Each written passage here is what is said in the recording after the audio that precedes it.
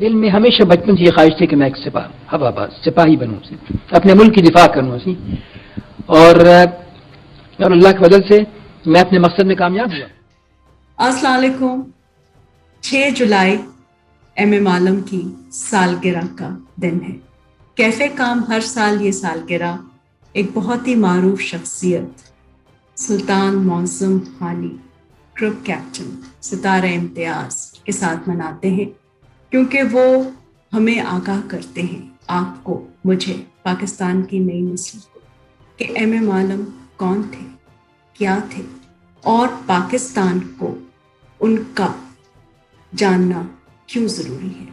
آج آپ جیسے جانتے ہیں کہ کووڈ-19 کی وجہ سے انڈور ایکٹیویٹیز ابھی بھی شروع نہیں ہو سکی، لیکن سالگرہ ہم ضرور منا رہے ہیں، اور ہر سال کی طرح ہم نے درخواست کی حالی صاحب سے، ہر سال کی طرح انہوں نے ہمیں اپنا سپورٹ دیا، وہ ہمارے ساتھ موجود ہیں۔ سر السلام علیکم، اور بہت شکریہ کہ ڈیجیٹلی بھی جو ہم سالگرہ منا رہے ہیں تو اس میں بھی آپ ہمارے ساتھ ہیں۔ تو بغیر وقت ضائع کیے بات شروع کرتے ہیں ایم اے عالم کی سالگرہ کے حوالے سے۔ آپ نے ان کو دیکھا بھی، آپ نے انٹریکٹ بھی کیا، ان کے بارے میں آپ نے کتابیں بھی پڑھی، اور پھر جو کچھ بھی آپ کے پاس ان کے متعلق آگاہی تھی وہ اپنے لیکچرز کے ذریعے آپ نے کیفے کام میں ہمیں بتایا بھی۔ لیکن آج چونکہ ہم ڈیجیٹلی سالگرہ منا رہے ہیں تو میں آپ سے جاننا چاہوں گی کہ وہ تمام لوگ جو پاکستان سے دلچسپی رکھتے ہیں، اور خاص طور پہ وہ جو پاکستان سے محبت کرتے ہیں، ان کے لیے ایم اے عالم میں کیا کشش ہے، اور وہ آپ کے ذاتی تجربے کی روشنی میں وہ کون سے 3 ایسے ایٹریبیوٹس ہیں یا ان کی شخصیت کے ایسے پہلو ہیں جو آپ آج سامنے لانا چاہیں گے؟ وعلیکم السلام، اور ڈاکٹر رخشندہ بہت شکریہ آپ کا کہ آپ نے مجھے یہ اعزاز بخشا کہ اتنی بڑی شخصیت کے بارے میں کچھ کہہ سکوں۔ ہاں، یہ ضرور حقیقت ہے کہ میری خوش نصیبی ہے کہ ایم اے عالم صاحب سے نہ صرف ملاقات ہوئی بلکہ کافی عرصے تک میں ان کے ساتھ وقت گزارتا رہا، کیونکہ جب وہ ریٹائر ہو کر کے یہاں ہماری میس میں رہتے تھے تو میں دوپہر کے وقت ان کے پاس چلا جاتا تھا اور گھنٹوں ان سے باتیں ہوتی تھیں مختلف موضوعات کے اوپر۔ اور جو 3 باتیں آپ پوچھ رہے ہیں، 3 ایٹریبیوٹس ہیں، وہ یہ ہے کہ وہ انتہائی جو ہے وہ ڈاؤن ٹو ارتھ ان کی پرسنالٹی تھی۔ اتنے بڑے ہیرو ہونے کے باوجود ذرا برابر نہ ان میں رونق تھی، نہ ان کے اندر کوئی پراؤڈ ہونے کا فیکٹر تھا۔ دوسری بات یہ کہ وہ بہت بڑے محب وطن تھے، ان کو اپنے وطن، اپنے ملک اور اپنے مذہب سے بہت زیادہ پیار تھا۔ تیسرے یہ کہ وہ نئی نسل کو، نہ صرف ہماری نسل بلکہ ہمارے بعد جو نسلیں آئیں، ان کو اس کی طرف آگاہی دلانا چاہتے تھے کہ یہ ملک ہے تو ہم ہیں، اور اس کے لیے ہمیں محنت کرنی چاہیے اور اپنے آپ کو تیار رکھنا چاہیے اس دشمن سے مقابلے کے لیے جس کو ہم نہیں جانتے ہیں، یا اس دشمن کو جو کہ ہمارے خلاف یا ہماری سالمیت کے خلاف سازشیں کر رہا ہے۔ میں تھوڑا سا مختصراً بتا دوں کہ میری پہلی ملاقات ایم اے عالم صاحب سے ہوئی تھی جب میں P F public school Sargodha میں پڑھ رہا تھا، اور 1965 کی وار اسی دوران ہوئی، اور 65 وار میں ہی ایم اے عالم صاحب نے بطور اسکواڈ لیڈر اپنا اتنا نام کمایا، اور اس وار کے بعد وہ ہمارے پبلک اسکول میں تشریف لائے۔ میں اس وقت 8ویں جماعت کا اسٹوڈنٹ تھا، اور جب ان سے ملاقات ہوئی تو میں نے ان کا آٹوگراف لیا، جس میں انہوں نے صرف ایک چھوٹا سا فقرہ لکھا، گاڈ از گریٹ۔ اتنی یہ بات میرے دل میں چپ گئی کہ اتنا بڑا آدمی بجائے اس کے کوئی فلسفہ یا کچھ، اس نے ایک اتنی بڑی اہم بات کو دریا کو کوزے میں بند کر دیا کہ گاڈ از گریٹ۔ اور اس کے بعد جو ہے ظاہر ہے ہم نہ صرف پڑھتے تھے ان کے بارے میں جاننا چاہتے تھے۔ 1967 میں جب اسرائیل نے عربوں پہ حملہ کر دیا تو ایم ایم عالم صاحب ہمارے اسکول کی مسجد میں تشریف لائے اور جمعے کا خطبہ انہوں نے دیا، اور وہ بہت بڑے مقرر تھے اور اتنے شعلہ بیاں تھے کہ ان کی شعلہ بیانی میں انہوں نے جس طرح سے ہمارے جذبات کو ابھارا، اس وقت شاید ہم 9ویں جماعت میں تھے، تو ایسا لگتا تھا کہ ابھی وہ اگر حکم دیں تو ہم سب ان کے پیچھے چل پڑیں گے اور اسرائیل کے اوپر جو ہے ٹوٹ پڑیں گے. تو یہ ان کی پرسنالٹی کے جو ہے نا بہت اہم حصے تھے. اب دیکھیں جو آدمی اتنا بڑا کارنامہ کرے اور اس کے باوجود جو ہے نہ کوئی شیخی بگھارے، نہ ان کے اندر کوئی اور جو ہے کمزوریاں تھیں، نہ وہ شراب پیتے تھے، نہ وہ خدا نخواستہ کوئی اور بات کرتے تھے، بلکہ وہ بیچلر رہے ساری عمر. اور اس کی وجہ یہ تھی کہ وہ اپنے خاندان میں سب سے بڑے تھے اور بہت جی ہمبل بیک گراؤنڈ تھا. ان کے والدین جو تھے ان کا تعلق بہار سے تھا، جو کہ پہلے کلکتہ میں سیٹل ہو گئے تھے، پھر بعد میں ایسٹ پاکستان آ گئے تھے، اور پھر اس کے بعد پھر 71 کے بعد وہ پھر بے گھر ہو کر کے مغربی پاکستان آ گئے تھے. ان سب بہن بھائیوں میں یہ سب سے بڑے تھے اور انہوں نے شادی محض اس وجہ سے نہیں کی کیونکہ انہوں نے اپنے والدین کے بعد اپنے چھوٹے بہن بھائیوں کی تعلیم، ان کی بہنوں کی شادیاں اور ان کے جو ہے کفالت اختیار کر لی، اور اس لیے انہوں نے کہا کہ میں شادی نہیں کروں گا. لیکن وہ اپنے پیشے کے ساتھ اس طرح سے منسلک تھے کہ واقعی میں مطلب کہ یہ ریسرچ تھی. اچھا دوسری بات میں آپ کو بتا دوں کہ یہ جو انہوں نے 65 وار میں جو 5 جہاز جی 1 منٹ سے بھی کم کے وقفے میں گرا دیے، یہ کوئی فلوک نہیں تھا. کیونکہ ایم ایم عالم صاحب کی ٹریننگ کچھ عرصے کے لیے یو کے میں بھی ہوئی، جہاں انہیں ہنٹر ایئر کرافٹ اڑانے کا موقع ملا، اور یہ ہنٹر ایئر کرافٹ جو ہے وہ بھارتی فضائیہ کی پرائڈ تھے.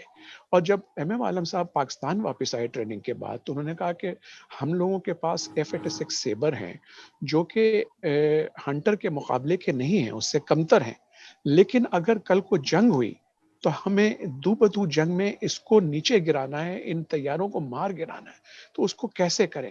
انہوں نے سائنٹیفکلی جو ہے کیلکولیٹ کر کے یہ پتا کیا تھا کہ اگر سب سونک لیول کے اوپر اس ہائی سپیڈ ٹرنز کے دوران اس کو مارا جائے تو سیبر جو ہے وہ فوقیت حاصل کر سکتا ہے. اور یہ بات انہوں نے اپنے اسکواڈرن کے اور پائلٹس کو بھی سکھائی. اور پھر 7 ستمبر کی صبح کو ان کو موقع ملا اپنی اس ریسرچ، اپنی اسٹڈی کو جو ہے وہ پروو کرنے کا، اور وہی کرتے ہوئے انہوں نے ان طیاروں کو مار گرایا اور آنن فانن. اور تقریباً سمجھیے کہ 7 ستمبر کو پاکستان ایئر فورس کو بھارتی فضائیہ سے کمتر ہونے کے باوجود ایئر سپیریورٹی دلا دی. میں نہیں کہتا ہوں کہ صرف ایم ایم عالم تھے، پوری پاک فضائیہ اور ہماری کمانڈ جو ایئر مارشل نور خان کے زیر کمان تھی، لیکن کبھی بھی اس شخص نے شیخی نہیں بگھاری. تو پھر ایسی شخصیت کے لوگ دشمن بھی ہو جاتے ہیں، حاسد بھی پیدا ہو جاتے ہیں، بالکل اور بہت سے لوگ ایسے ہوتے ہیں جو کہ جن کی کوشش ہوتی ہے کہ ان کو نیچا دکھایا جائے. اور انہوں نے کبھی بھی کسی کے ساتھ بحث نہیں کی کہ نہیں تم جھوٹ کہتے ہو، میں سچ کہتا ہوں، میں بتاتا ہوں میں نے کیسے کی. انہوں نے کہا کہ زمانہ اور وقت خود بتائے گا کس نے کیا کیا. صحیح کہہ رہے ہیں. اور میرے سامنے وہ تصویریں، وہ لمحات اور وہ مضامین آ رہے ہیں جس میں ان کی پوری زندگی ریفلیکٹ ہوتی ہے کہ تمام عمر وہ سادگی سے گزارتے رہے، بہت سارے برے اور ان ایکسپیکٹڈ حالات کو فیس کیا، کتابیں پڑھتے رہے. اور 7 سپٹمبر 1965 کو تو دشمن کے جہاز گرائے تھے، لیکن اس کے بعد وہ دلوں کو فتح کرتے گئے، اور کئی جنریشنز جو ہیں وہ ان کو وہ میسمرائز ہوتی رہی. آج بھی میں پاکستان ایئر فورس کے نوجوانوں سے اگر کبھی کسی سے بات کرنے کو ہوتا ہے تو ان سب کے ہیرو جو ہیں وہ ایم ایم عالم ہیں. تو آپ مجھے یہ بتائیے سر، چونکہ آپ نے پاکستان ایئر فورس کے لیے اتنی خدمات انجام دی ہیں، اب جو نئی نسل ہے اس کے لیے کیوں ضروری ہے کہ وہ ہمارے اس لیجنڈ کو، جس کو ہم ایم ایم عالم کے نام سے یاد کرتے ہیں، ان کے بارے میں پوری اور صحیح معلومات رکھے؟ جو کہ آج کل کے جو نوجوان ہیں وہ کہتے ہیں اس سے ہمیں فائدہ کیا ہوگا. اور پیٹریوٹزم، بہت دکھے دل سے کہہ رہی ہوں کہ تھوڑا سا آؤٹ ڈیٹڈ سبجیکٹ لگتا ہے اکثر لوگوں کو. وہ کہتے ہیں کہ کیوں ہم اس کے اوپر بات کریں، اور یا پیٹریوٹزم کو محدود کر لیا جاتا ہے بہت ہی گلیمرس قسم کی ایکٹیویٹیز کی حد تک. تو ایم ایم عالم کو جاننا پاکستان کے لیے، پاکستان کی نئی نسل کے لیے کیوں ضروری ہے آپ کی نظر میں؟ دیکھیں، پہلی بات تو میں آپ کو بتا دوں کہ ایم ایم عالم جو ہیں، جیسا آپ نے صحیح فرمایا کہ انتہائی سادہ انسان تھے. پہلی بات تو یہ کہ انہوں نے چونکہ اتنے عظیم کارنامے انجام دیے تھے اور یہ چیز ان کے دل، ان کے ذہن پہ اور ان کے دماغ پہ سوار نہیں ہوئی، لیکن ان کے اندر میں سمجھتا ہوں کہ ایک ایسی، اب اس کو آپ خوبی کہیں یا کمزوری کہیں، کہ وہ حق بات کو منہ کے اوپر کہنا پسند کرتے تھے. اور بہت سے لوگ حق بات سننا نہیں چاہتے ہیں، خصوصاً اس وقت جو ہمارے ایئر چیف تھے، میں نام لے دے دیتا ہوں، ایئر چیف مارشل انور شمیم صاحب. اور ان کو انہوں نے منہ کے اوپر للکار کر کے کہا کہ آپ یہ کچھ جو کر رہے ہیں یہ بات ٹھیک نہیں ہے. تو ظاہر ان کو پسند نہیں آئی، اور اس میں ایم ایم عالم صاحب نے ایئر فورس سے ریزائن کر دیا اور انہوں نے پینشن تک لینے سے انکار کر دیا. اب آپ سوچیں کہ اتنا بڑا ہیرو خاموشی سے گھر چلا گیا، اور اس کے بعد پھر وہ مسجد میں جا کر کے بچوں کو قرآن پڑھاتے تھے اور خاموشی سے زندگی گزار رہے تھے. پھر جب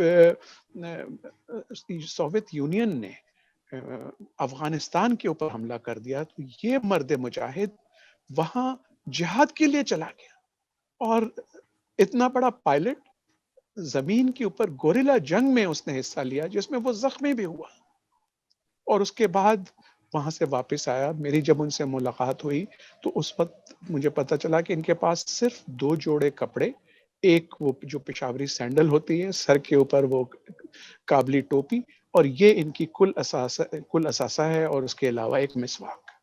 اور یہ کبھی مسجد میں رہتے ہیں، کبھی کہاں رہتے ہیں.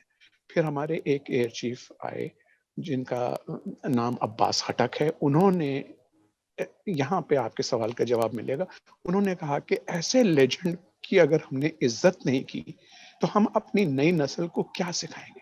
سب سے پہلے انہوں نے کہا کہ سر، پاکستان ایئر فورس کی جتنی بیسز ہیں ہر ایک میں ایک کمرہ آپ کے نام کے ساتھ منسوب ہے، آپ جس وقت جب جہاں چاہیں وہاں آپ ٹھہریں گے. اور انہوں نے کچھ عرصہ جو ہے وہ شارع فیصل بیس پہ گزارا، پھر کئی سال وہ یہاں چکلالہ کے ایئر بیس پہ رہے. ایک کمرہ ان کے پاس تھا، ان کو ایک گاڑی دی گئی. وہ ریسرچ میں بہت بڑے محقق تھے، بلکہ ان کے کمرے میں اگر ہم جاتے تھے تو ارد گرد صرف کتابیں بکھری ہوئی ہوتی تھیں، اور وہ بیٹھ کر کے ریسرچ کر رہے ہوتے تھے. اور ان کو کہا گیا کہ آپ پیپرز لکھیں ہمارے یوتھ کے لیے، کہ ان کو اپنے آپ کو کیسے پروفیشنلی آگے لے جانا ہے. اور اس کے علاوہ ان کے لیکچرز رکھے جاتے ڈفرینٹ بیسز پہ، جہاں جا کے وہ مختلف پائلٹس کو وہ بتاتے کہ آپ کے اندر محب الوطن ہونے کا جو جذبہ ہے اس کو کیسے ابھارنا ہے. اب یہ باتیں اگر ہم اپنے نئی نسل کو نہیں بتائیں گے تو ان کو کہاں سے رول ماڈل ملیں گے.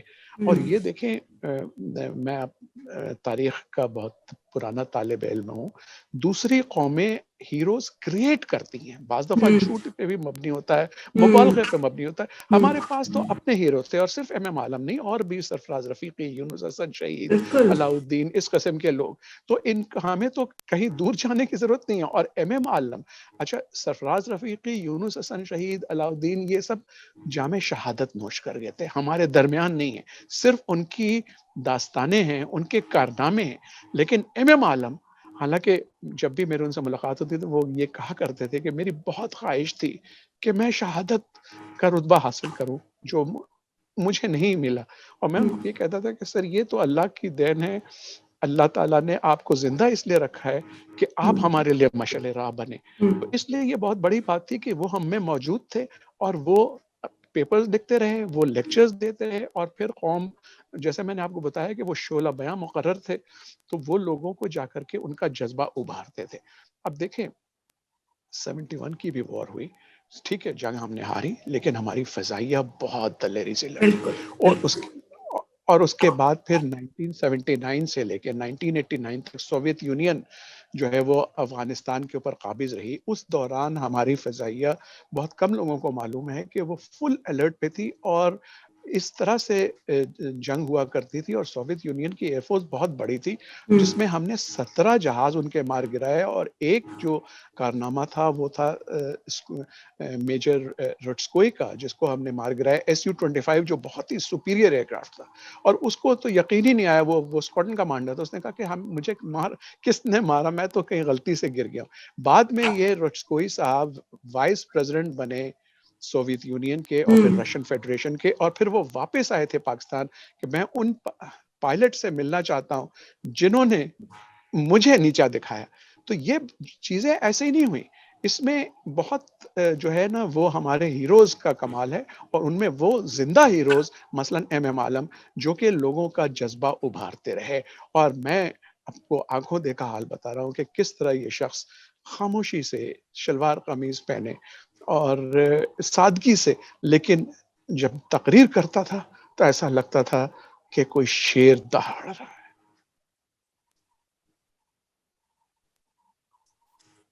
آپ بہت لکی ہیں، اور ہم لوگ لکی ہیں کہ ہمیں آپ کو سننے کا موقع مل رہا ہے. پاکستان بہت لکی ہے کہ اس کے پاس ایسے ہیروز رہے. ہم سارے پاکستانی صرف یہی کہہ سکتے ہیں کہ ایم عالم سر، آپ کا بہت شکریہ. سر حالی، آپ کا بہت شکریہ.